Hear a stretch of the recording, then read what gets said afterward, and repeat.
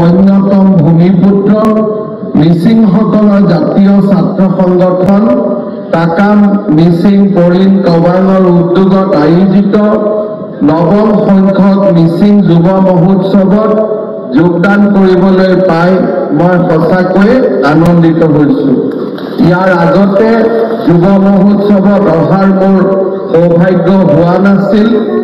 এইবাৰ মন্ত্ৰী অনুজ পেগু ডাঙৰীয়াই মোক অনুৰোধ কৰিছিল যে বিধানসভা চলি থাকিলেও বিধানসভা বাদ দি হলেও মিচিং যুৱ মহোৎসৱত আহিবই লাগিব আৰু আজি আমি সকলোৱে বিধানসভা চলি থকাৰ পিছতো আমি সব বাদ দি এই মিচিং যুৱ মহোৎসৱত অংশগ্ৰহণ কৰিবলৈ ইয়ালৈ আহিছোঁ যাতে আপোনালোকক ওচৰৰ পৰা আমি লগ পাব পাৰোঁ, আপোনালোকৰ লগত কথা বতৰা পাতিব পাৰোঁ। 5 দশক ধৰি টিএমপিকে আপোচবিহীন স্থিতি গ্ৰহণ কৰি জনসাধাৰণৰ কাষত থিয় দিছে। মই আজি নৱম মিচিং যুৱ মহোৎসৱৰ এই সুন্দৰ দিনটোত টিএমপিকে আকৌ এবাৰ মোৰ অন্তৰৰ শুভকামনা যাচিছোঁ আৰু তেওঁলোকে যাতে মিচিং সমাজত সদায় সুস্থভাৱে নেতৃত্ব দি যায় তাৰ বাবে মই অনুৰোধ আৰু শুভকামনা জনাইছোঁ। শ্ৰদ্ধাৰ ৰাইজ, আমাৰ জনজাতীয় সমাজখনে অসমীয়া সমাজত বৰ্ণিল ৰূপ প্ৰদান কৰিছে। আজি অসমীয়া সমাজখনে আছে জনজাতীয় কলা কৃষ্টি আৰু সংস্কৃতি। জনজাতীয় কলা কৃষ্টি আৰু সংস্কৃতিক বাদ দি আমি অসমীয়া সমাজখনৰ ভৱিষ্যত দেখা নাপাওঁ। আজি মিচিং সমাজৰ ভাষা, ৰীতি নীতি, ইয়াৰ পৰম্পৰাই অসমীয়া সমাজত গভীৰভাৱে চাপ পেলাইছে। অসমৰ প্ৰতিজন জনপ্ৰিয় গায়কে তেওঁলোকৰ গীত ৰচনা কৰোঁতে মিচিং সমাজৰ ভাষা, মিচিং সমাজৰ পৰম্পৰা, মিচিং সমাজৰ লোক কৃষ্টি আৰু লোক সংস্কৃতিক কেন্দ্ৰীয় চৰিত্ৰ হিচাপে আগবঢ়াই লৈ অহা আমি সকলোৱে প্ৰত্যক্ষ কৰিছোঁ।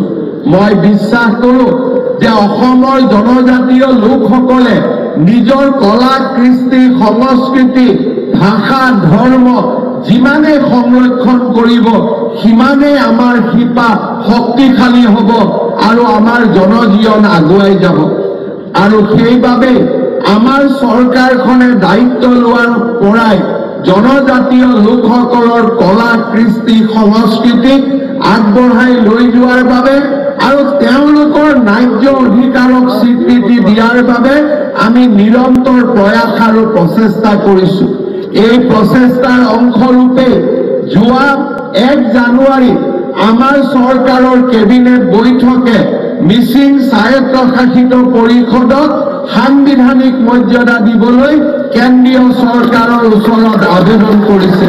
মই বিশ্বাস কৰোঁ যে সাংবিধানিক মৰ্যাদাৰে শক্তিশালী হৈ মিচিং স্বায়ত্তশাসিত পৰিষদে মিচিং সমাজত আৰু অধিক সেৱা কৰিবলৈ আগবাঢ়ি যাবলৈ সক্ষম হ'ব। মিচিং যুৱ মহোৎসৱৰ প্ৰাৰম্ভণিৰ কাৰণ আৰু প্ৰাৰম্ভণিৰ যি এক ডাঙৰ আদৰ্শ আছিল তাৰ বিষয়ে শিক্ষামন্ত্ৰী অনুজ পেগু ডাঙৰীয়াই আপোনালোকৰ আগত ব্যাখ্যা দাঙি ধৰিছে। মই এই অনুষ্ঠানত প্ৰথমবাৰৰ বাবে আহিছোঁ, কিন্তু এই অনুষ্ঠানত প্ৰৱেশ কৰিয়েই ইয়াৰ যিটো স্পন্দন, ইয়াৰ যিটো প্ৰাণৱন্ত আৰু ইয়াৰ যি জীৱন্ত ৰূপ মই প্ৰত্যক্ষ কৰিছোঁ তাক লৈ মই সঁচাকৈয়ে গৌৰৱ অনুভৱ কৰিছোঁ। মই বিশ্বাস কৰোঁ যে 9টা বছৰৰ পিছত এই মিচিং যুৱ মহোৎসৱক আমি আৰু এক নতুন ৰূপ দিয়াৰ ফালে আগুৱাই লৈ যোৱাৰ প্ৰয়োজনীয়তা আছে। এই যুৱ মহোৎসৱৰ লগতে মিচিং সমাজৰ খাদ্য, মিচিং সমাজৰ সাজ পোছাক আৰু মিচিং সমাজৰ কলা কৃষ্টি আমি বহল ভিত্তিত আৰু আগুৱাই লৈ যোৱাৰ বাবে আমি প্ৰচেষ্টা কৰিব লাগে।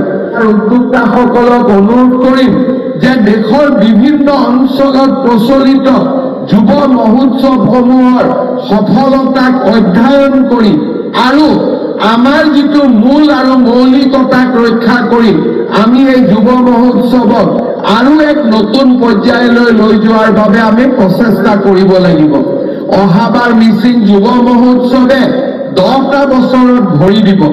মই বিশ্বাস কৰোঁ যে লাহে লাহে এই কাৰেং চাপৰি অঞ্চলটো যুৱ মহোৎসৱৰ লগত খাপ খোৱাকৈ আমি ইয়াক নিৰ্মাণ কৰিব লাগিব।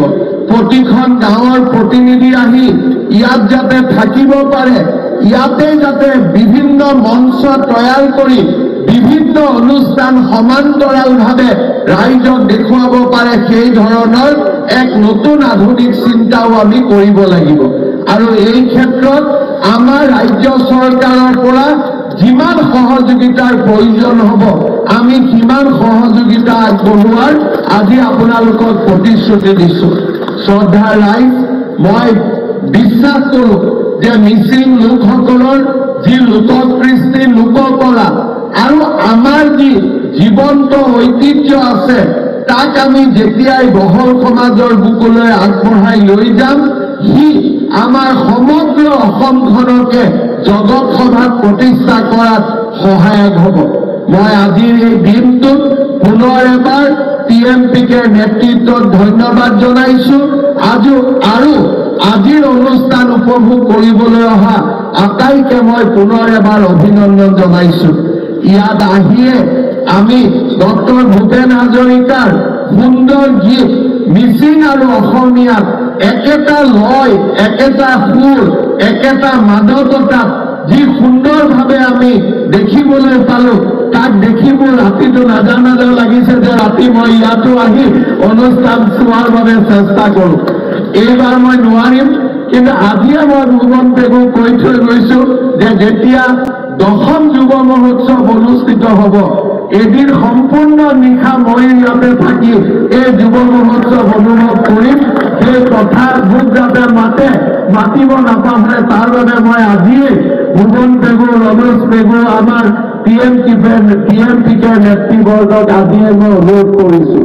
লগতে এই মিচিং যুৱ মহোৎসৱৰ বাবে অসম চৰকাৰৰ সাংস্কৃতিক বিভাগৰ পৰা প্ৰতি বছৰে 1 কোটি টকা অনুদান দিয়াৰ বাবেও আজি অনুষ্ঠানতে মই ঘোষণা কৰিছোঁ, যাতে আমি ইয়াক এক নতুন ৰূপলৈ লৈ যাব পাৰোঁ।